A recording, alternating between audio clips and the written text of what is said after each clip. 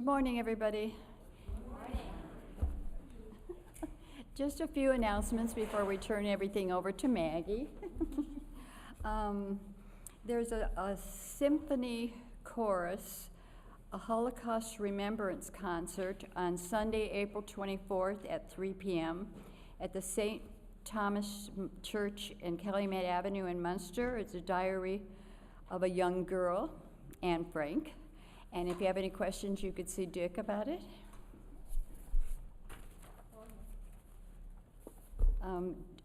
Delynn Curtis, the Reiki woman, will be here next Sunday at the 10 o'clock. She'll be giving an education class on what Reiki is. I can never say it right.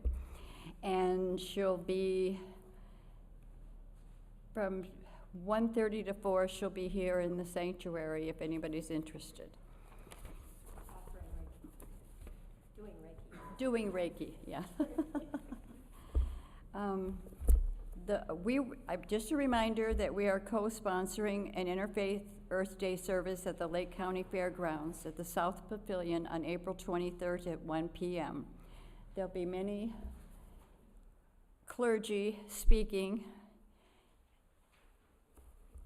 and I think Don is going to be representing us.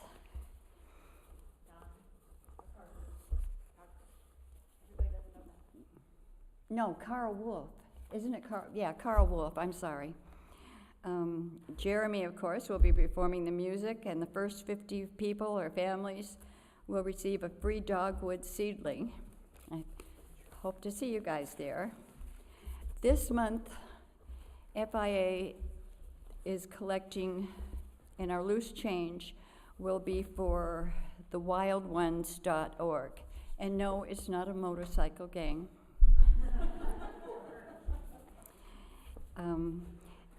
They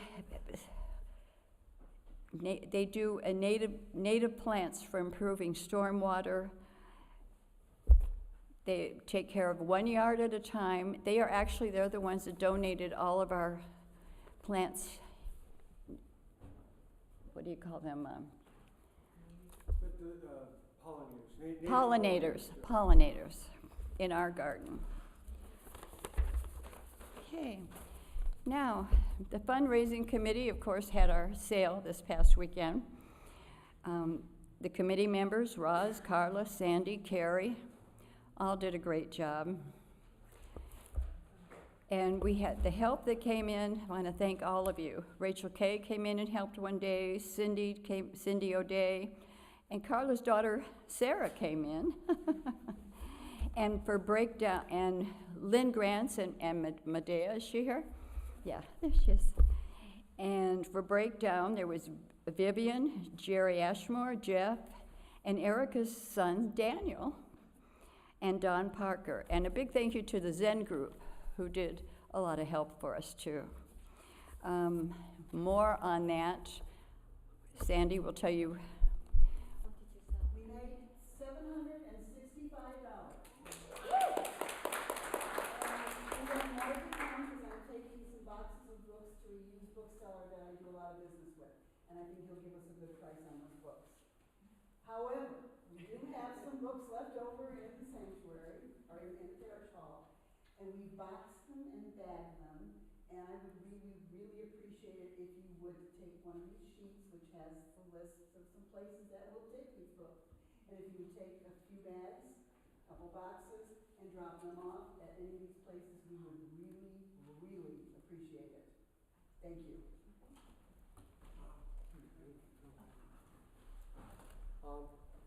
I don't see Myra here, so I just wanted to, on her behalf, that the church has been very involved in the effort to stop the rezoning on 61st in Colorado, residential neighborhood where there is an effort to rezone that, a piece of agricultural land as manufacturing, and the no rezone signs that you've seen as you drove here, the church has been involved in that a lot. And if there's any Hobart residents There's a meeting on April 7th at 7 o'clock. I don't have the address, I'm sorry, but you can look it up online. But where is it? Thank you. The municipal building, John tells me. So that's 7 o'clock, I think, on April 7th. So if you're a Hobart resident, please attend that. Thank you, everyone. A lot of announcements this morning. Good morning. Good morning. Welcome to the worship service of the First Unitarian Church of Hobart, Indiana. My name is Maggie Reister. My pronouns are she, her, and hers. I participate in the life of the church by serving on the worship ministry and chairing the Right Relations team. We are a religious community of people with diverse beliefs and shared values. Our diverse beliefs are expressed in our 6 sources, and our shared values are expressed in our 7 principles, both of which can be found online at uua.org and also in the front of our hymnals. Together, we strive to grow spiritually, build community, and live our values in the world. We are pleased to announce that we have a full-time minister joining us on August 1st. I don't remember all the details or his name, but that is happening, and we're very excited. We've been without a minister for a while. When we do not have a minister in the pulpit, we invite members or guests to share a special message with us. Today, our worship service will be led by guest Jennie Cottrill and myself, Maggie Reister. The service will be recorded and will be available for future viewing on Facebook, YouTube, and the church website. Let your Facebook and Twitter friends know that you are attending worship with #FirstUnitarianHobart. Please now silence your devices, take a deep breath and another, and join us in a spirit of reverence.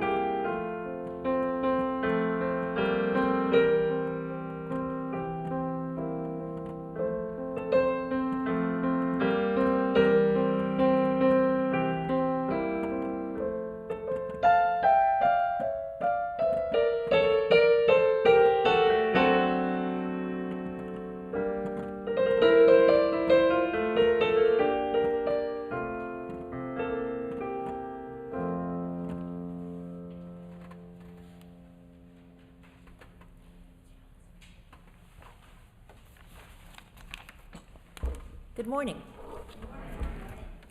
Since this morning's service will center around the wisdom of Fred Rogers, known as Mr. Rogers to so many children, I call you to worship this morning with Fred's own words.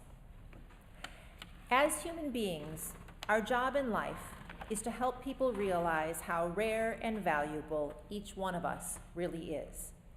That each of us has something that no one else has, or ever will have. Something inside that is unique to all time. It's our job to encourage each other to discover that uniqueness and to provide ways of developing its expression. While Fred Rogers was not a Unitarian Universalist, I think his words that I just read epitomize the third UU principle, acceptance of one another and encouragement to spiritual growth, a principle I think you will see reflected over and over again in examples from Fred's life that you will hear about throughout this service.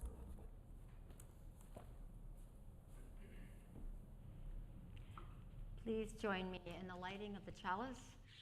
The words are in your bulletin as well as on the yellow cards.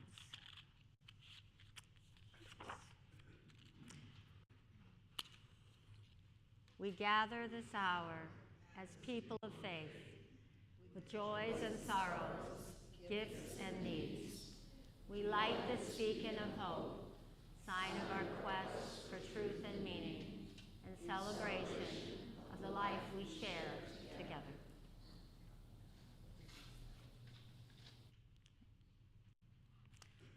Please join me in the opening hymn, number 95 in the Gray Hymnal, There Is More Love Somewhere. You may stand.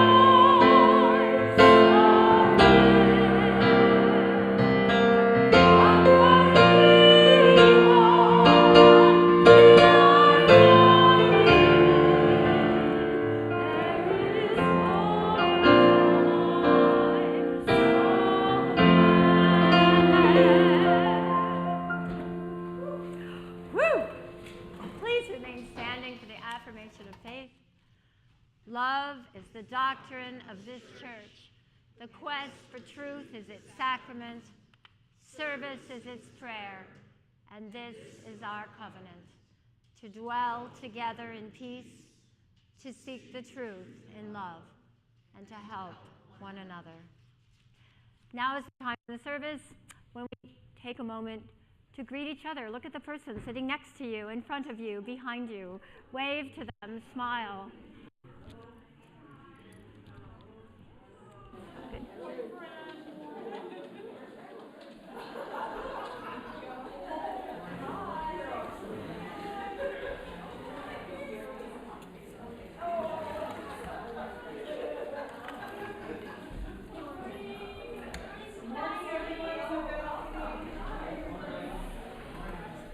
And to our friends on Zoom as well, we're so glad that you can be with us to worship.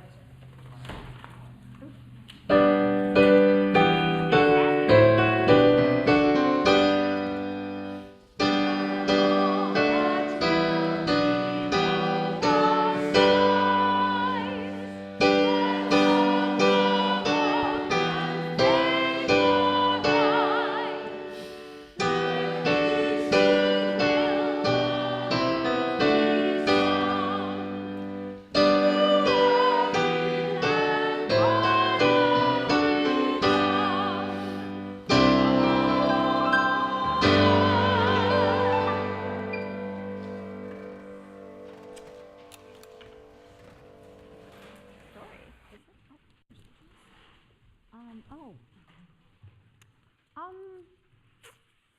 No, I have it after the story. We'll do that for the story. Is that okay? That's fine.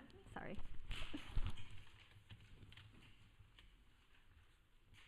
And we have children here if you want to invite them to come down. Okay.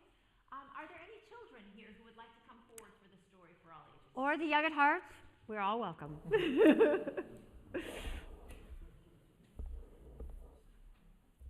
Come on down. Come on, it's Mr. Rogers. Here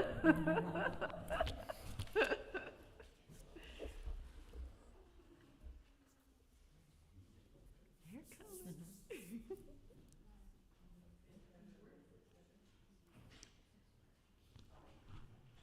Anybody else? Come on, I'm sitting down. Woohoo! Hello, hello.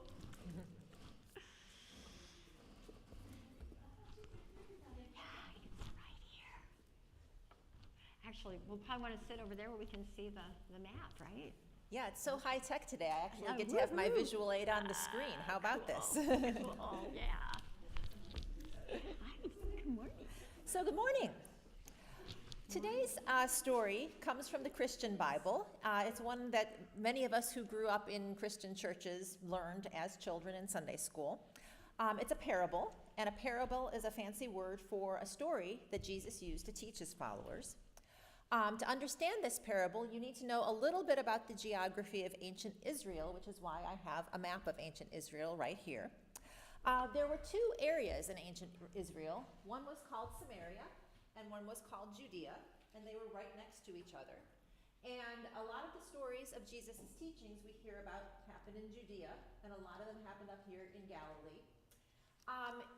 For reasons of complex historical dynamics, such as who was conquered by who, whom, when, and what religion people practiced, the people here in Judea regarded the people here in Samaria as not to be trusted, as other, as maybe they were up to no good. Kind of like today, people on opposite sides of borders sometimes don't trust each other very much. And in this story, a traveler was going from Jerusalem to Jericho, in an area that's right between Judea and Samaria. So these people who didn't quite trust each other were mixing together quite often. So in this story, a lawyer stood up to test Jesus, and he said, "Teacher, what must I do to inherit eternal life?" And Jesus asked him back, "What is written in the law? What do you read there?" The lawyer said, "You shall love the Lord your God with all your heart, all your soul, and all your strength, and all your mind, and love your neighbor as yourself."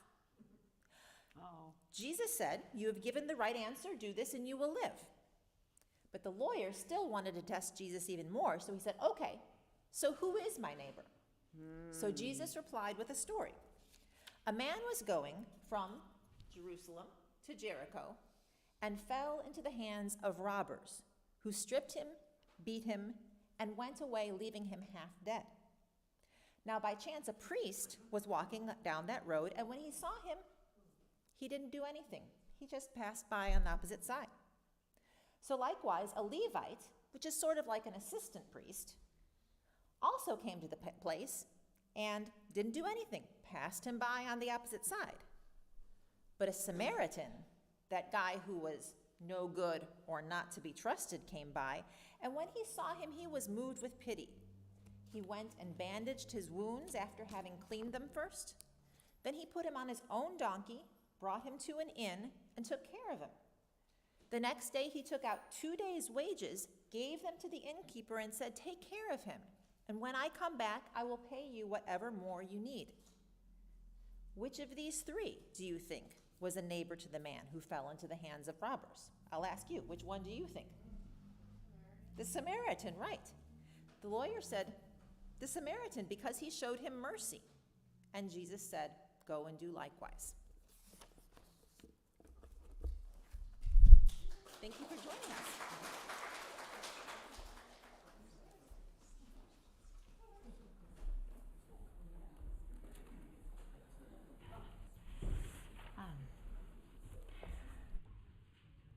Thank you. That was great. Thank you, Jenny. This congregation expresses our greatest joys and deepest sorrows in community, we believe that a joy shared is magnified and a sorrow shared is diminished.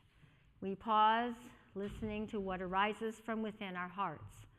We will not pass the microphone, so please speak loudly. If you cannot hear, just raise your hand and I will do my best to paraphrase. Any joys and sorrows to share this morning?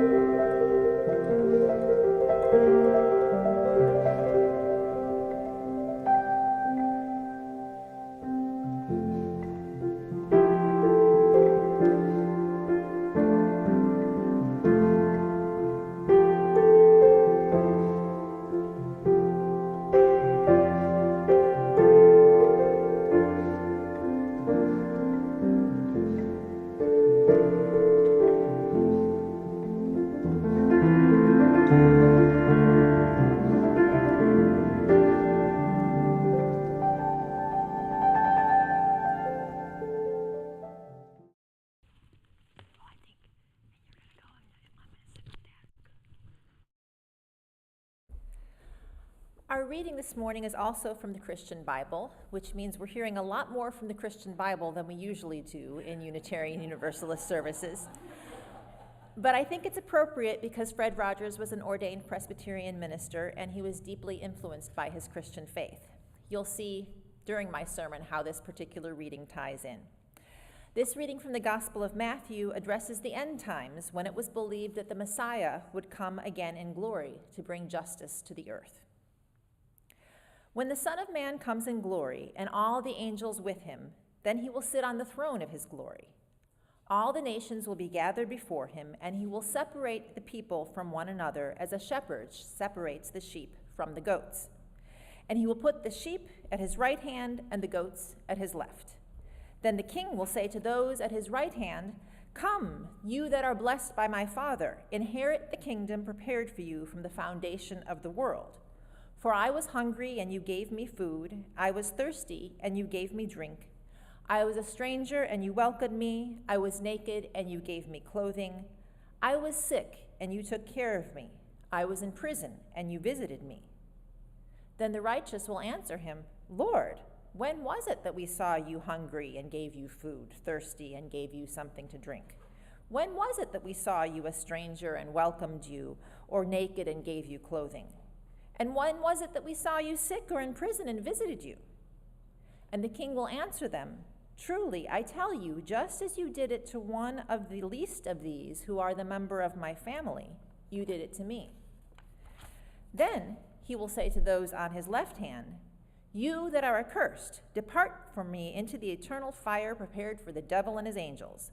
For I was hungry, and you gave me no food. I was thirsty, and you gave me nothing to drink. I was a stranger, and you did not welcome me, naked, and you did not give me clothing, sick and in prison, and you did not visit me."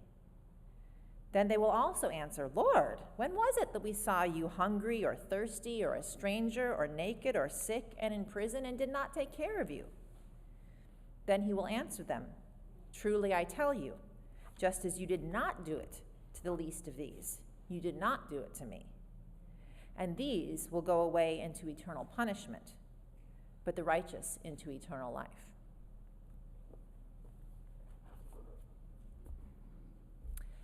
I was born in the early 1970s at the advent of groundbreaking children's programming on public television, so Sesame Street and Mr. Rogers' Neighborhood were staples of my early childhood education.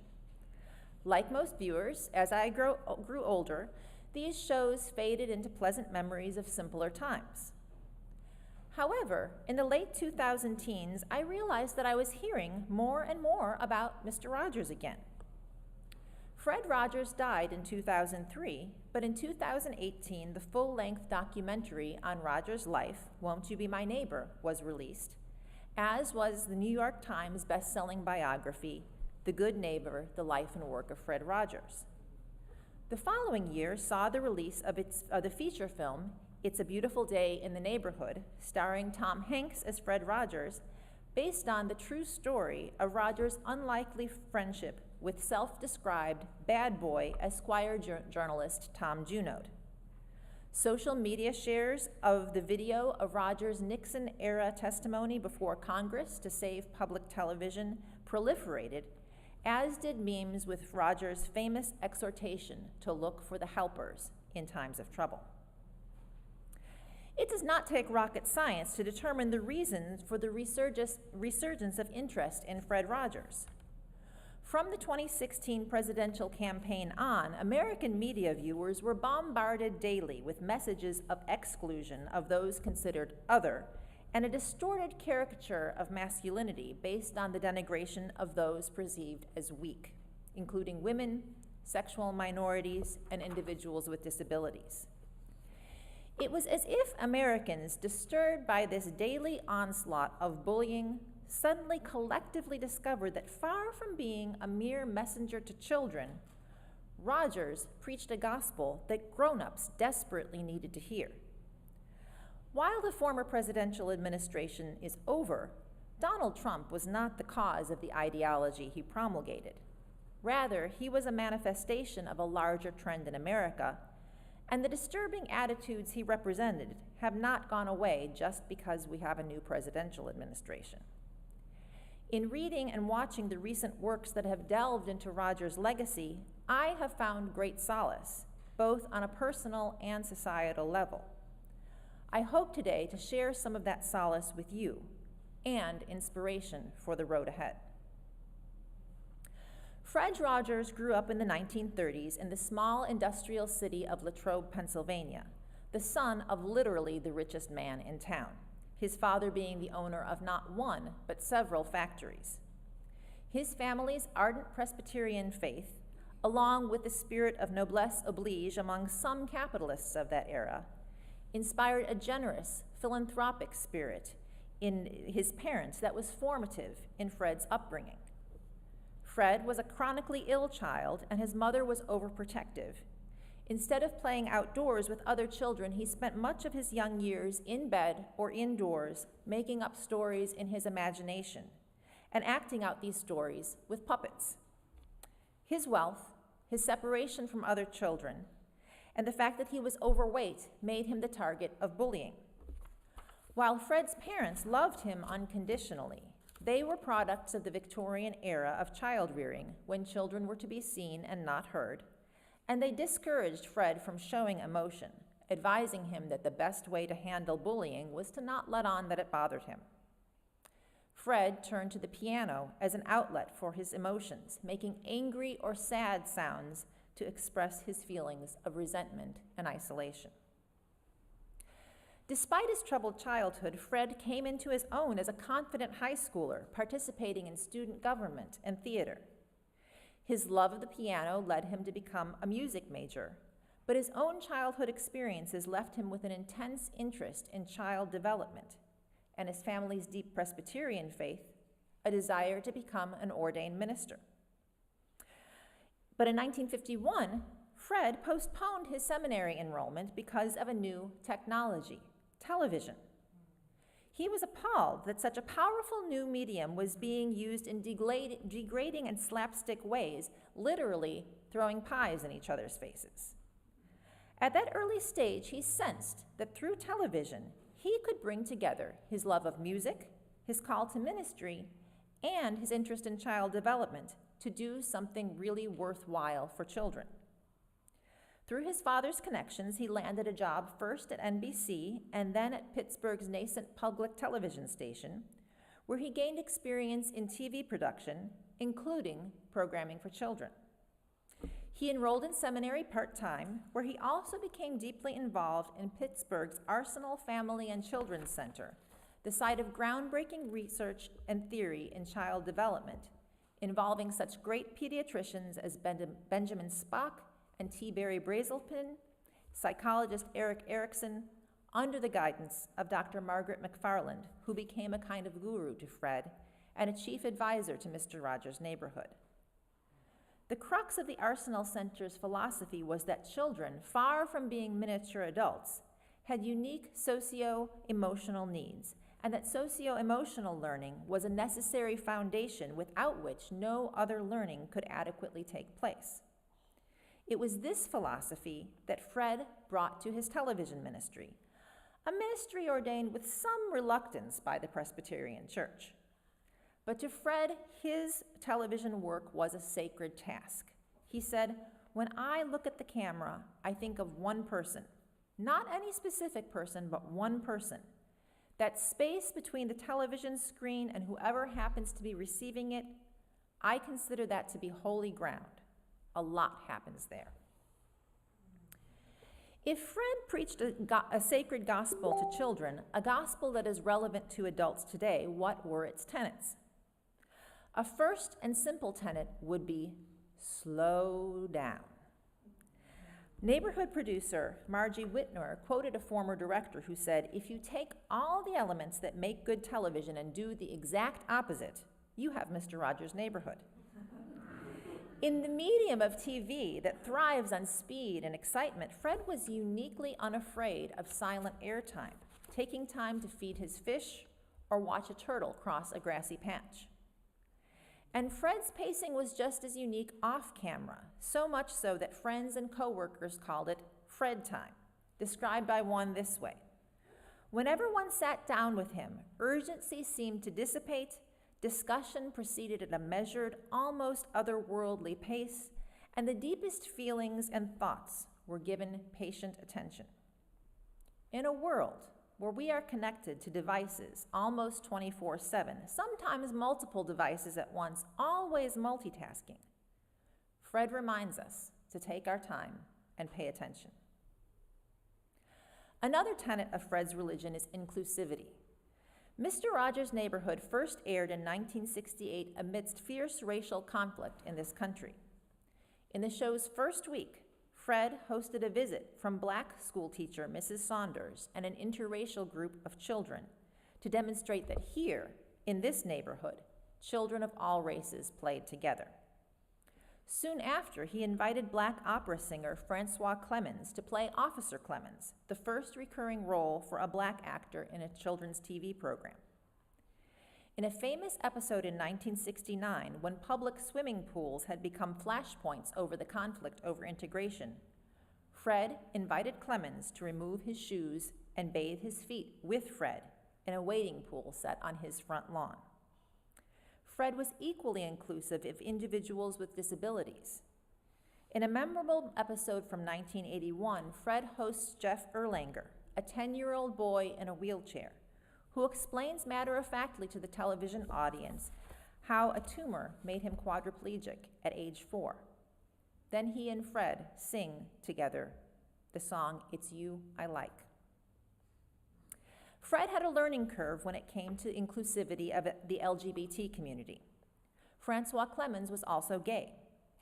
While Fred was always personally accepting of Clemens' sexuality, he urged Clemens not to come out publicly in the show's early years, sensing that the show's sponsors would not approve and fearing that Clemens' status as a black role model could be jeopardized if his sexual orientation caused a scandal. Yet, with time, Fred evolved even to welcoming Clemens to bring his gay friends to visit the studio. In 1993, Fred reprised the wading pool episode with Officer Clemens. When he ended the show with his usual lines, "I like you just the way you are," Clemens heard the line differently and was prompted to ask, "Fred, were you talking to me?" And Fred said, "Yes, I've been talking to you for years, but you heard me today." Clemens reflected, "It was like he was telling me I'm okay as a human being. It was one of the most meaningful experiences I've ever had." Ironically, the public often jumped to the conclusion that Fred was gay because of his gentle persona, and his gentle persona often drew criticism that he was a sissy or weak. But as his associate Elliot Daly said, "Fred is one of the strongest people I have ever met in my life. So if they're saying he's gay because that's a surrogate for saying he's weak, that's just not right. He's incredibly strong." Tom Junod, the Esquire journalist won over by Fred during a series of interviews, said, "I think that anybody who looked at Fred looked at somebody they couldn't compare with anybody else. That was one of the things I responded to. I definitely saw another way of being a man." In the Me Too era, when so many in society are condemning masculine behaviors that have been decidedly harmful, while others are clinging desperately to the old stereotypes of machismo, isn't another way of being a man, a way that encompasses a man's strength along with his capacity for care and nurture, exactly what many today are looking to explore? Whole person masculinity may be another tenet of Fred's gospel that adults are craving today. Yet another tenet of Fred's faith is what is mentionable is manageable. A core value that Fred learned from Margaret McFarland at the Arsenal Center was that children could learn to cope with difficult emotions if given a safe, structured environment in which to talk about them. And such an environment was what Fred created on the show. With a predictable opening and closing routine involving singing while changing shoes and sweater, Fred set the parameters of each television visit. And more importantly, the trolley ride set the boundaries of each visit to the neighborhood of make-believe. Within the neighborhood of make-believe, each puppet acted out different aspects of the child's psyche. King Friday, the urge to be bossy and in control. Lady Elaine Fairchild, the tendency to have mean thoughts. And Daniel Striped Tiger, the child's most intimate doubts and fears, and the alter ego of Fred's childhood self. Actress Betty Aberlin, dubbed Lady Aberlin in the neighborhood, acted as the parental figure, mediating between them. And within the neighborhood of make-believe, Fred engaged some of the toughest real-life issues children and society faced. Mr. Rogers' Neighborhood debuted during the Vietnam War, and Fred addressed the fear of war with King Friday building a border wall around the neighborhood and arming it for conflict against people who wanted to change things. Lady Aberlin, X the Owl, and Henrietta Pussycat sent the king messages of peace attached to balloons and persuaded him to abandon his bellicose ways. Mr. Rogers' Neighborhood was the only children's television program to address the subject of Robert F. Kennedy's murder, with Daniel Tiger asking Lady Aberlin what assassination means. And it was not just social conflict that Fred helped children mention and manage, but their existential fears as well. As when Daniel Tiger wonders aloud whether he is a mistake, Daniel sings his doubts. Lady Aberlin replies in song, reassuring Daniel that he is lovable. But the song doesn't end there. It ends with a duet.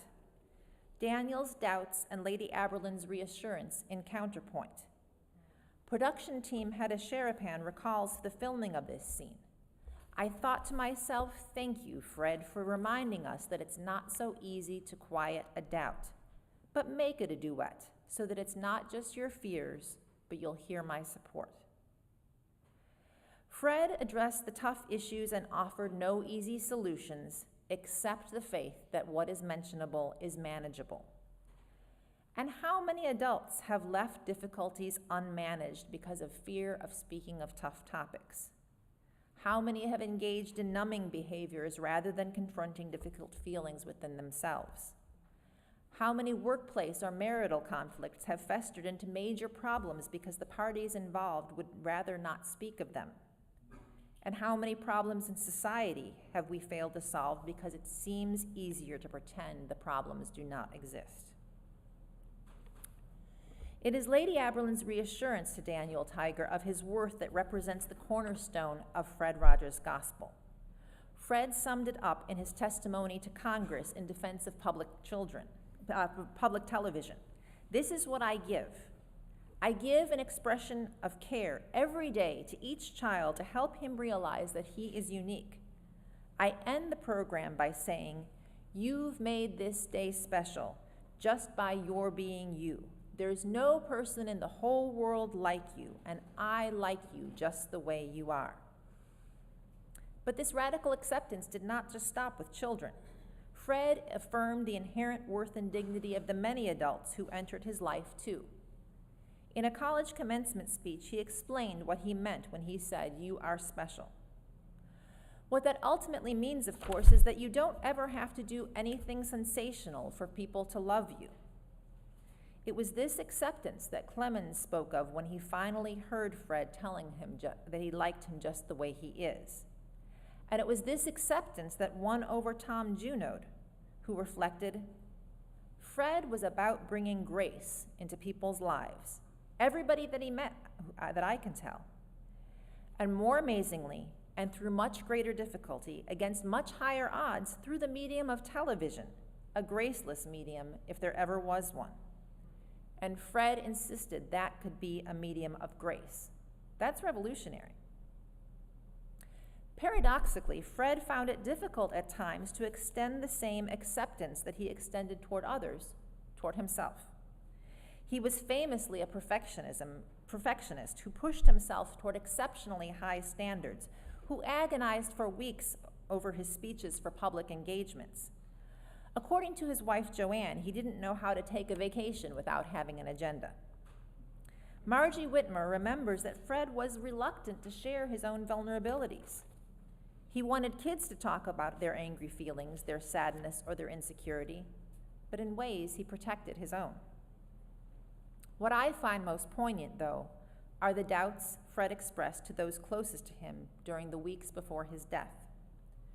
Joanne Rogers remembers, before he became comatose, he said, "Do you think I am a sheep?" We knew what he was talking about because he had been reading the Bible about the last days with the judgment. It will be decided at the end who is a sheep and a goat. And I think the need was always there for being loved, for being capable of being loved. There was a little silence, and I said, "Fred, if ever there was a sheep, you're one." In this exchange, it is as if Fred has become Daniel's striped tiger, his childhood self, and Joanne has become Lady Aberlin, trying to reassure him that he is lovable, despite the nagging doubt that is always there. What I take personally from Fred are two lessons. The first is that whoever you are, your uniqueness can serve the world. In a commencement speech, Fred recounted, "I'll never forget the sense of wholeness I felt when I finally realized what I was: songwriter, telecommunicator, student of human development, language buff, but that all those things and more could be used in the service of children's healthy growing. The directions weren't written in invisible ink on the back of my diploma. They came ever so slowly for me, and ever so firmly I trusted that they would emerge. All I can say is it's worth the struggle to discover who you really are." And for Fred, it did not matter what role you held in society, whether exalted or humble, you can still serve the world. Fred came out of retirement after 9/11/2001 to give a message to the country.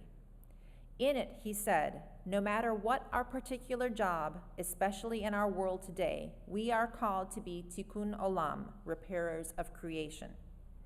Thank you for whatever you do, wherever you are, to bring joy and light and hope and faith and pardon and love to your neighbor and to yourself." The second lesson that I take from Fred is, the message that you most need to hear yourself may be the message you can most effectively bring to the world. Fred, on his deathbed, still asking whether he was a sheep or a goat, had already given the answer so many times over to his viewers and listeners. I hope in the end he was able to, like Clemens did that one day in 1993, finally hear his own words. Some days, doing the best we can may still fall short of what we would like to be able to do, but life isn't perfect on any front, and doing the best with what we have is the most we should expect of ourselves or anyone else. Tom Junod reflects, "He had a singular vision of kindness and love, but a question I think of a lot in terms of Fred is whether his attempt to influence America succeeded or not. When we look around at American society and see a stunning lack of kindness and love, we may be tempted to a similar pessimism about Fred's legacy. In his later years, Fred felt pessimism about his own impact. Margie Whitmer remembers that when called upon to address the nation after 9/11, Fred wondered aloud about what good it would do. Whitmer remembers thinking to herself, "It's not up to you to save the world, but you certainly can help people get through this time." I think the fact that so many who still believe in love and goodness are turning to Fred's wisdom in this dark hour, that nearly 2 decades after his death, his legacy still has the power to inspire hope. This is the measure of his success. I'll close with these words that Fred spoke over 20 years ago.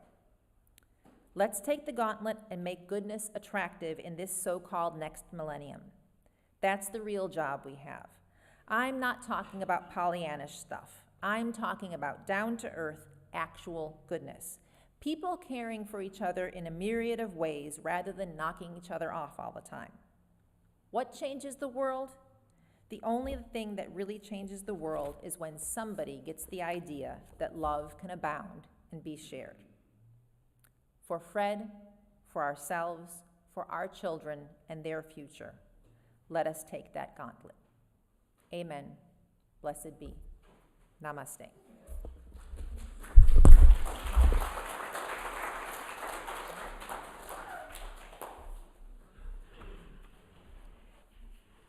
Thank you, Jenny. I just learned about 100 things about Fred Rogers that I didn't know, and I already liked him. Now is the time in our service for our offering. We give to remind ourselves how many gifts we have to offer. We give to remember that we are part of something bigger than ourselves. We give because we believe in music and sacred space. We give with the faith that together we have enough. We make 2 offerings. The basket is for the general operating expenses of the church. The cup, help me out, it's a new month. The cup goes to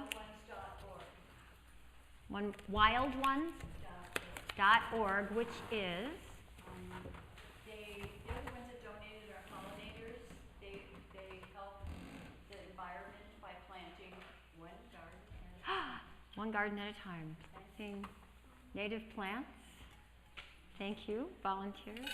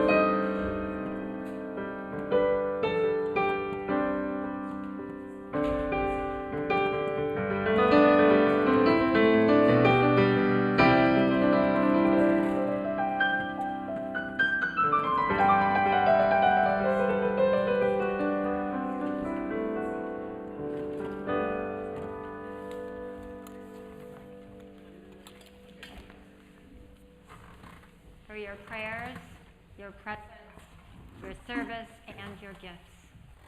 We are grateful. Thank you.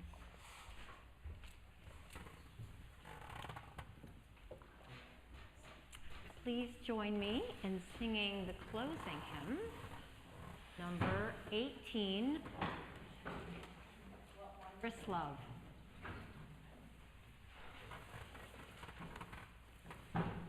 Please stand. Thank you, Jeremy. Too many details.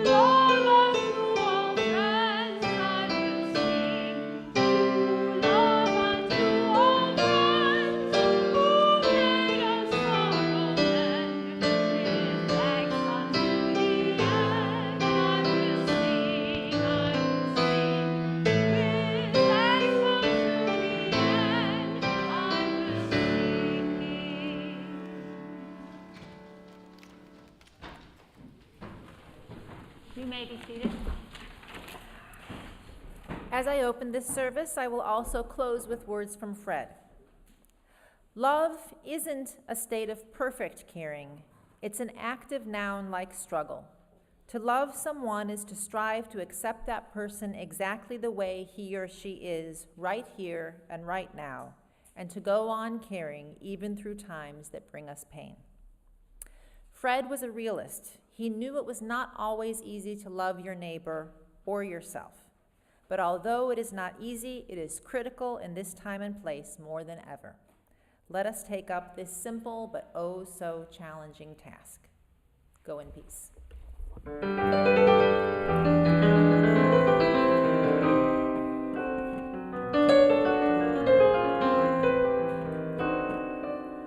It's a beautiful day in this neighborhood, a beautiful day for a neighbor. Would you be mine? Could you be mine? It's a neighborly day in this beauty wood, a neighborly day for a beauty. Would you be mine? Could you be mine? I've always wanted to have a neighbor just like you. I've always wanted to live in a neighborhood with you. So let's make the most of this beautiful day. Since we're together, we might as well say, would you be mine? Could you be mine? Won't you be my neighbor?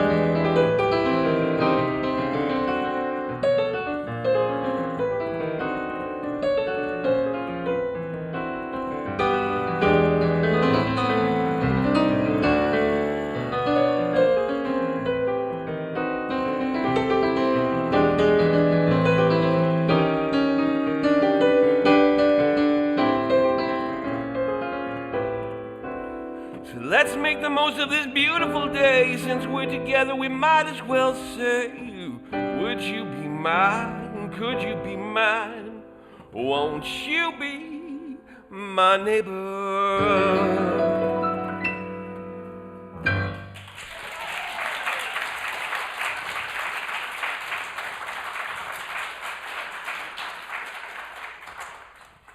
Jeremy, you are my heaven on earth.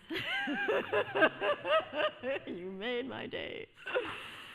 Please join me in extinguishing the flame. We extinguish this flame, but not the light of truth, the warmth of community, or the fire of commitment. These we carry in our hearts until we are together again. Please join us in the fellowship hall for coffee hour and conversation.